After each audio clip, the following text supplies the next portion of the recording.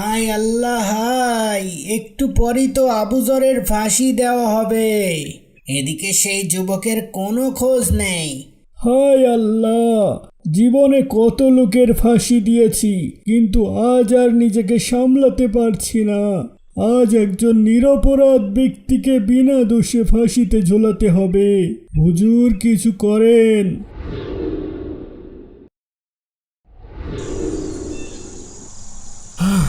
এখন অনেক পথ বাকি, এদিকে খাবারও যাচ্ছিল সব শেষ। বড্ড ক্লান্ত হয়ে গেছি, একটু জিরিয়ে নেই। কিরে আমার প্রিয় শামসু, তুইও তো মনে হয় অনেক ক্লান্ত। যা, তুইও কিছুক্ষণ এই খেজুর বনে জিরিয়ে নে, কিছু ঘাস লতা পাতা খেয়ে নে।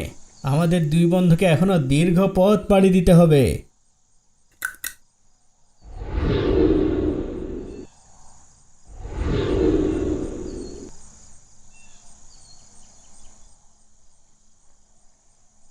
আই হায়, আরে আরে আরে, করলো কি? এই বুঝি আমার চাকরিটা খেয়ে ফেললো রে। এই যা যা, এই হতচ্ছাড়া বুট, যা। কিরে, যাস না? আল্লাহ, পড়ে গেল কেন? মরে গেল নাকি? আমি তো তাড়াতে চেয়েছি, আমি তো মেরে ফেলার জন্য মারিনি। ইয়াল্লাহ, এ তো সত্যি সত্যি মরে গেছে। এটা আমি কি করলাম? এখন আমি কি করি? আরে আরে, ওই তো এক যুবককে দেখা যায়, এদিকে আসছে। শামসু, শামসু, কোথায় গেলি রে আমার উট? ওইটাই নিশ্চয়ই এই উটের মালিক। এখন আমি কি করব? আমি সত্য কথা বলে ক্ষমা চাই, নিশ্চয়ই সে আমার কথা বুঝবে, আমাকে ক্ষমা করবে। শামসু, শামসু, এবার আমাদের যেতে হবে যে। শামসু, আমাকে মাফ করে দেন ভাই, আমি ইচ্ছা করে করিনি। কি বলছেন আপনি? আপনার উটটা আমাদের বাগান নষ্ট করে ফেলছিল, আমি তাড়াতে চাইলে ওটা সরছিল না, তাই আমি একটা ঢিল মারি আর আপনার উটটা মারা যায়। কি? তুই আমার উটটা মেরে ফেলেছিস শয়তান! আমার প্রিয় উট, আমার প্রিয় উট, তুই আমার প্রিয় উটটা মেরে ফেলেছিস! আ আ আ ভাই, আমি অসুস্থ ভাই, আমাকে জাগিও না ভাই। আ আ আ। হ্যাঁ, কি হলো? কথা বলেন, কথা বলেন। ইয়াল্লাহ, ইয়াল্লাহ, এ কি হয়ে গেল? এ লোক তো মারা গেছে, আমি তো তাকে আঘাত করিনি। ইয়াল্লাহ, এ আমি কি করলাম? ইয়াল্লাহ, আমি কি তাকে মেরে ফেললাম? ইয়াল্লাহ, এখন আমি কি করি? আমি তো তাকে মারিনি। হায় আল্লাহ, হায় আল্লাহ, এ আমি কি করলাম? আমি অন্যায়ভাবে একটা মানুষকে হত্যা করলাম। বাবা, বাবা! ভাই, ওই যে দেখো আমাদের বাবা। ইয়াল্লা, বাবা শুয়ে আছে কেন?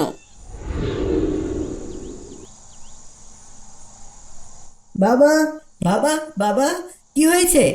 বাবা, কথা বলো বাবা, কথা বলো। আপনাদের বাবা মারা গেছে ভাই। সে তো দেখতেই পাচ্ছি। এই, তুই হত্যা করেছিস আমাদের বাবাকে, তাই না? না ভাই, আমি শুধু ওনাকে ঝাঁকিয়েছিলাম। কি?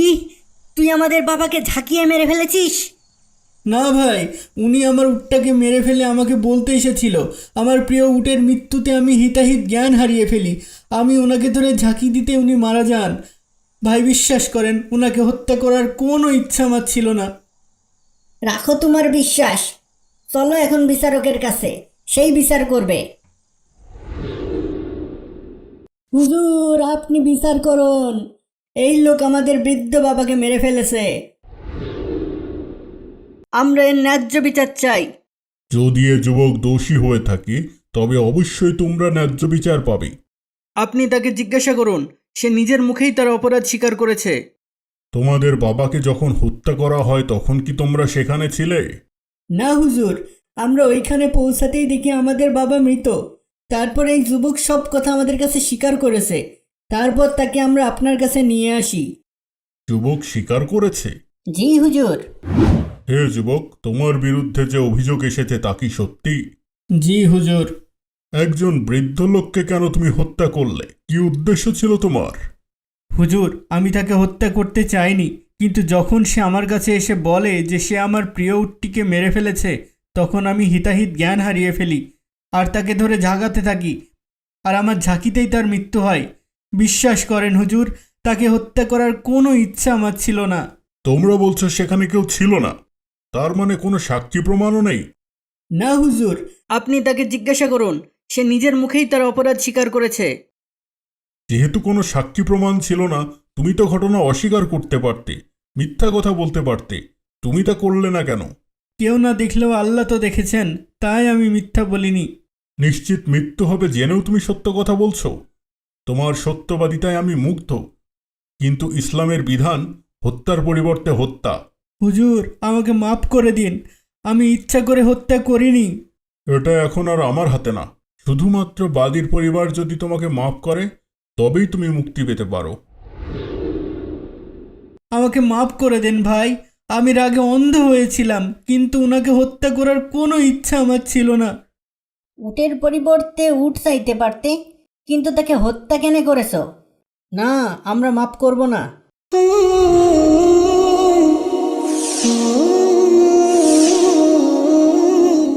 ইসলামের আইন অনুযায়ী হত্যার শাস্তি হত্যা, তাই এই যুবককেও কতল করার আদেশ দেওয়া হলো।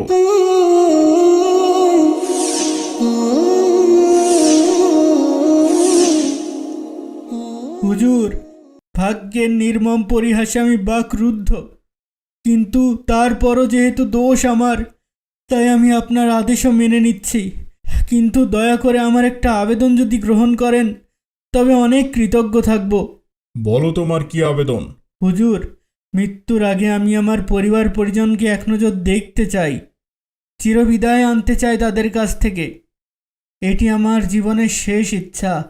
দয়া করে আমাকে একটা সুযোগ দেন।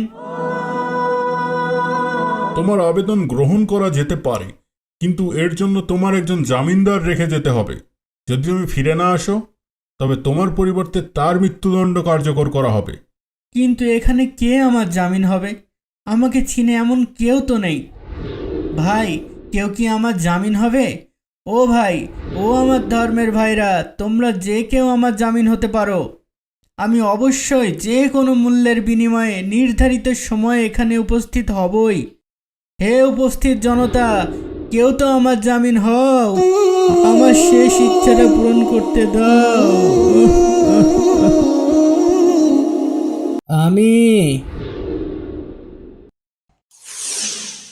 আমি এ যুবকের জামিন হব।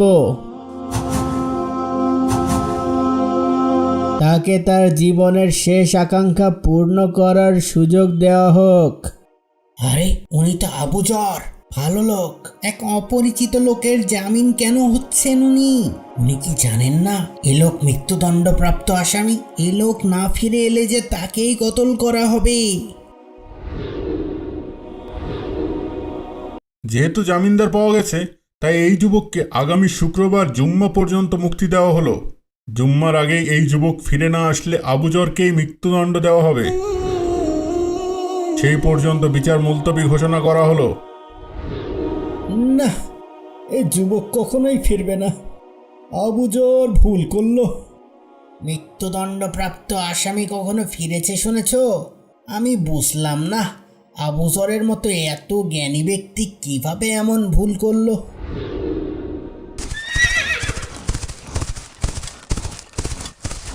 ইয়াল্লাহ, কি থেকে কি হয়ে গেল? কিভাবে আমি বাড়ির লোকজনের মুখোমুখি হব? এক সপ্তাহ হয়েছে তোর বিয়ে হয়েছে, আর এরই মাঝে তোকে সফরে যেতে হবে? একজনকে ওয়াদা করেছি মা, না গেলে ওয়াদার বরখেলাপ হবে যে। হলে হবে। না মা, সারা জীবন সত্যকে প্রতিষ্ঠা করতে চেয়েছি, সত্য বলেছি, ওয়াদা পালন করেছি। আজ না গেলে আমি যে মিথ্যাবাদী হয়ে যাব, ওয়াদা ভঙ্গকারী হয়ে যাব। আর একা একা আমি কিভাবে থাকবো? একা কোথায়, বাবা মা সবাই তো আছে। আর তুমি চিন্তা করো না, আমি এই যাব আর এই আসব। ইয়াল্লাহ, কি থেকে কি হয়ে গেল? কিভাবে আমি বাড়ির লোকজনের মুখোমুখি হব? কিভাবে আমি বলবো আমার অবস্থা? তার চেয়ে কি আজ আমি একটু অসৎ হব? হ্যাঁ, যখন সুযোগ পেয়েছি তখন আর ফিরে না যাই। ওয়াদা ভাঙলেই নিশ্চিত মৃত্যুর হাত থেকে বেঁচে যাব, আবারও সুখে শান্তিতে বাস করতে পারবো আপনজনদের সাথে। না না, আমি ফিরে না গেলে ওই ব্যক্তি যে মারা যাবে, আমি ফিরে না গেলে বিশ্বাস ভঙ্গ করা হবে। না না, জীবনের চেয়ে সততার মূল্য বেশি, ওয়াদার মূল্য আরও বেশি। আসসালামু আলাইকুম বাবা। ওয়ালাইকুম আসসালাম। কই গো, কোথায় গেলে সবাই? জাবের এসে গেছে।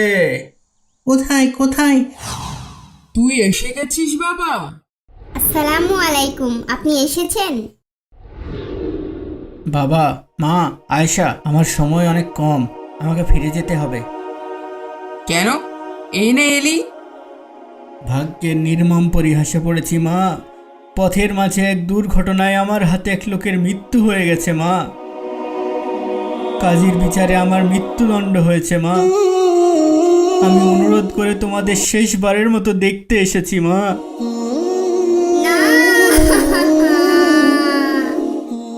এ আল্লাহ, এ আমার কি হলো? এই কি হলো? ভাবি জ্ঞান হারিয়েছে। এখন আমি কি করব? বাবা, তোর যাওয়ার দরকার নেই, তুই যাস না বাবা। তোমরা এমন করো না, আমার সময় অনেক কম, আমাকে ফিরে যেতে হবে। খলিফার লোকেরা তোকে খুঁজেও পাবে না, তুই এখানেই থেকে যা বাবা। না বাবা, আমি একজন জামিনদার রেখে এসেছি। জীবন রক্ষার জন্য আমি ওয়াদার বরখেলাপ করতে পারবো না। তোমরা আমাকে বিদায় দাও। না।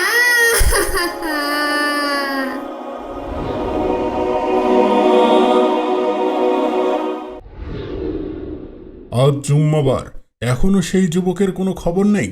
জি হুজুর। আবু জরের কাছে যাও। জি হুজুর।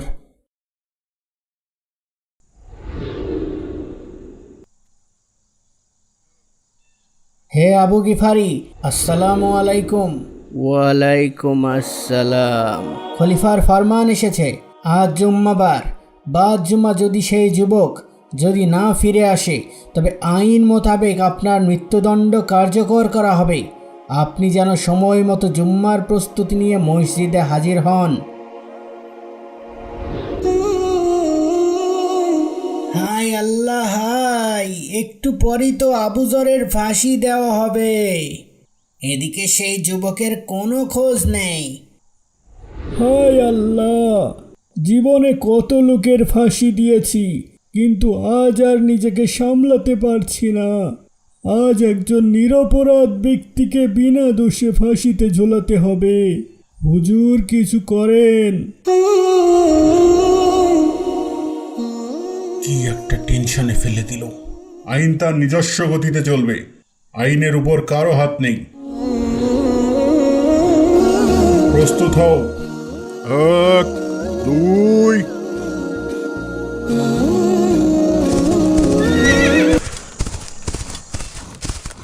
আমি এসে গেছি হুজুর, আমি এসে গেছি। আমি জানতাম সে ফিরে আসবে। আমাকে ক্ষমা করবেন, পথে আমার ঘোড়াটা ব্যথা না পেলে আমি ঠিক সময়েই আসতে পারতাম। এবার আমার জামিনদারকে মুক্তি দিয়ে দিন আর আমার মৃত্যুদণ্ড কার্যকর করে আমাকে পবিত্র করেন। হে যুবক, তুমি জানো তোমাকে মৃত্যুদণ্ড দেওয়া হবে, তারপরেও কেন তুমি ফিরে এলে? আমি ফিরে এসেছি কারণ আমি কিয়ামতের দিন খুনি হিসেবে আল্লাহর সামনে দাঁড়াতে চাই না। আমি ফিরে এসেছি কারণ কেউ যেন বলতে না পারে একজন মুসলমানের বিপদে আরেক মুসলমান এগিয়ে এসে নিজেই বিপদে পড়ে গেছে। তোমার সততা আর ঈমান দেখে আমি মুগ্ধ। যদি তোমাকে সাহায্য করার উপায় আমার থাকতো। হুজুর, আপনি তাকে মুক্ত করে দিন, আমরা তার উপর থেকে আমাদের অভিযোগ তুলে নিলাম। কিন্তু তোমরা কেন তাকে ক্ষমা করে দিচ্ছ বলবে? কারণ আমরা চাই না কেউ ভবিষ্যতে কোনোদিন বলুক এক মুসলমান অনাকাঙ্ক্ষিত ভুল করে নিজের ভুল স্বীকার করে ক্ষমা চাওয়ার পরও অন্য মুসলমান তাকে ক্ষমা করেনি। তাই আমরা এই যুবককে ক্ষমা করে দিলাম। আলহামদুলিল্লাহ, তোমাদের এই উদার মনোভাব দেখে আমি আজ যার পর নাই খুশি হয়েছি। আলহামদুলিল্লাহ। আচ্ছা চাচা যান, আপনি কেন একটা অজানা লোকের জামিন হলেন বলেন তো? যদি সে না ফিরত তাহলে যে আপনাকেই কতল করা হতো, একবারও কি ভেবেছিলেন? হে মহান বিচারক, আমি অনেকক্ষণ থেকে বিচার দেখছিলাম আর সবার কথা শুনছিলাম। এই রকম বিপদে দাঁড়িয়েও ছেলেটি মিথ্যার আশ্রয় নেয়নি। মালি হত্যার ঘটনা যেভাবে অকপটে সে স্বীকার করে নিয়েছে, তাতেই আমার মনে হয়েছে সে একজন সত্যবাদী মানুষ। আর আমি চাইনি ভবিষ্যতে কেউ কখনো বলুক এক মুসলমান বিপদে পড়ে সাহায্য চেয়েছিল আর কেউ তাকে সাহায্য করতে এগিয়ে আসেনি।